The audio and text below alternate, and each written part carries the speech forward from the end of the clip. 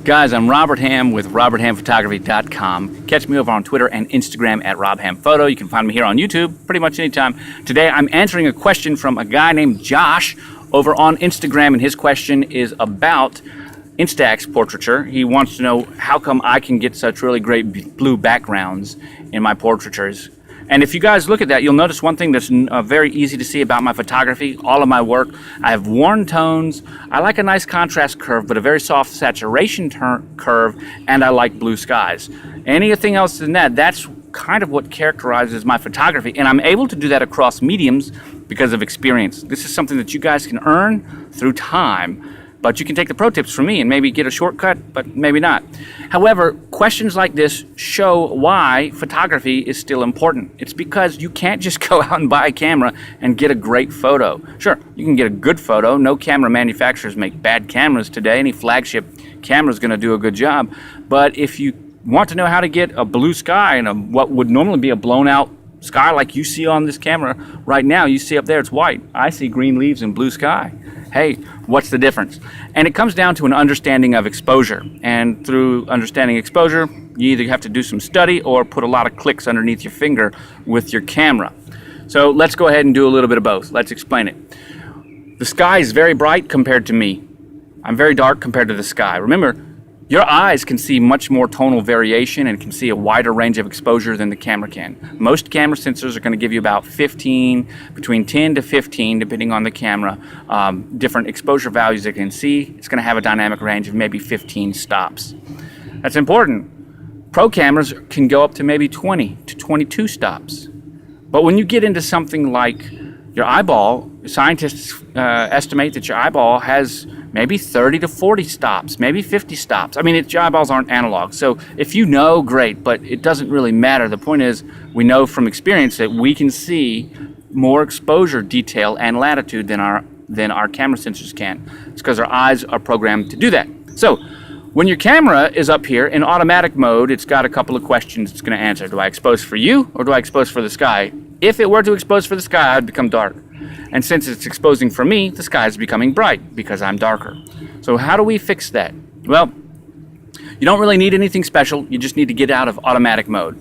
On something like the Instax Mini 90, there really isn't any way to get out of the automatic mode, so we have to understand what the camera's doing. I've got a full series, but if you really want to know what this camera is doing and become a pro using this camera like me, all you got to do is go watch my series, a 5-part series on how to use this camera, and then I've got a 5-part series on the film. That 1 hour of information will get you up to speed on this camera, lickety-split, and then you'll be able to do what I'm doing. But the short answer is this. When I'm outdoors, I turn it on, I turn flash on, I put it on D, so that it looks like this, flash with D, and then I set my mode. This is like a program shift mode, and then I set my mode based on my distance, and then I turn so that the sun is to my back, so that it's pointing directly into the eyes of my people, and I make sure that there's a background that has a nice blue sky.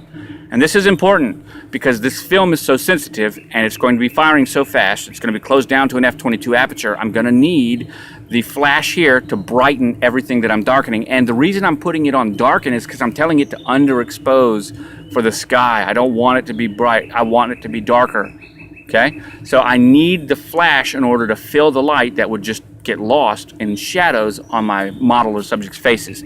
By facing them into the light, that helps make sure that their face is going to be bright enough that the flash will be able to fill in the shadow properly so you have a nice looking image. If you guys don't believe me, that's fine. Go out, test it yourself, but you could also go and watch my hours of tutorial on this Mini 90 and Instax and see exactly how I do that. But that's the short story. We're going to take it one step further. What about you with your digital camera? What about you with your cell phone? What can you do? Well, the best way to expose for a blue sky and get people in good exposure is to shoot with off-camera flash. Guess what, guys? Most of you aren't doing that, and I would encourage you to. That also means you're going to need to shoot with off-camera flash manually. Okay, so this is getting into some territory that you might not have thought. However, let's break it down. We're going to use a neutral density filter on a wide aperture so that we can shoot with a wide aperture to get a nice blur in the background. The reason that's an issue is because when you open the aperture up real wide when you're outdoors on a bright sunny day, it becomes too bright. So then you have to stop your shutter down. You got to go up to a 1/4000th, 1/8000th of a second. The minute that you do, unless you've got a leaf shutter, which most of us don't, only a few cameras do, the X100F or the X100 series is great. It's one of the reasons that I use it. Leaf shutters synchronize with flash at all shutter speeds. So guess what? 1/4000th of a second, you can use full power flash with a leaf shutter. But most of us don't. So when we open up our aperture real wide and then it gets bright, the only other thing that we can do is turn the ISO all the way down to the base ISO, like 100. And then if it's still too bright, the only thing we can do is jack up the shutter speed so that it gets darker, maybe 1/4000th, 1/8000th of a second. The problem is, at that point in time, we've got a nicely exposed background, but unless we have some kind of lighting in the front, our model becomes dark. So what do? Most cameras are going to sync at 1/250th, 1/180th, or 1/125th. Even some older cameras only 1/60th. My Fuji X-T1 synchronizes at 1/180th. So I use a neutral density filter on the front of that so that I can stop. And I use a 10-stop neutral density filter, and that stops down all the way to 10 stops, so I can open up to a wide aperture, stop it down so that everything's dark. And what I do is I put my ISO on my base, which my Fuji X-T1 is 200. I put my flash synchronization speed on my highest, which is 1/180th. And then I look at the light meter inside of the camera, the live view. And as I turn the graduated ND filter so that the light meter shows me where it's properly exposed. And then I make my own decision. If I like where it's properly exposed there for the blue background, I let it stay. If I don't, then I adjust that ND filter a little bit. All we have done at this point is make the image really dark with a nice exposed sky. But by putting our camera on our max shutter speed and flash synchronization, we can now introduce external flash. Now we can use the external flash, which are going to light our model, and we get the beautiful lit sky that's also nice and blue, and then our model is properly lit. Now let's talk about the flash that you're going to need. Pointing straight on the camera like this is a no-go. You don't want that. It's terrible, it's harsh, and it's flat. We want some light to the side, to the face, and we want some light behind them so that we separate them from the background. This is called fill light or modeling light. This is called rim light and background light. You could light the background if you want to show a little bit of the area, but in general I use 2 flash to get portraiture on location at a minimum. One that's going to light my model with my main light, the other one which is going to separate my model from the background, which would be dark because, hey, that's what we did to the camera. We turned it all dark so that the sky would look pretty. So that everything else is going to be dark in the picture that's not being lit up by flash. That's also why you may want to consider using a 3rd or 4th flash to light the background so that you can bring back some of that ambience of the location. But hey, that's up to you. Now let's say you don't have a neutral density filter because they can become expensive. What could you do? You could very easily do one other thing. You could just turn your aperture down, set your ISO to the base, set your shutter speed to your flash synchronization, whatever that is, and then turn your aperture down and make it smaller, like f8, f11, up until the point where you got the exposure for the sky where you wanted it. Now, you might say to me, Rob, I'm going to lose all that bokeh that you wanted to get. That's why we use the wide aperture. And I'm going to say, wide aperture is only part of the way that you can get nice bokeh. You can get it through compression, and you can get it from distance from your subject.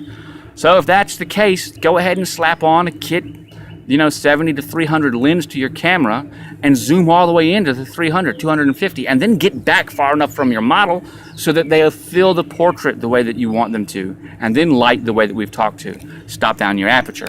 What's going to happen at that point is they'll still be in focus. Your aperture will gate the light because you don't have a neutral density filter, but the distance from you and the subject to the background will not only cause compression, but it will also change the focal plane because you're further away. That gives you a narrower depth of field because the further you go, even though it gets wider, the percentage of how wide it is based on how far you are and your focal length all change.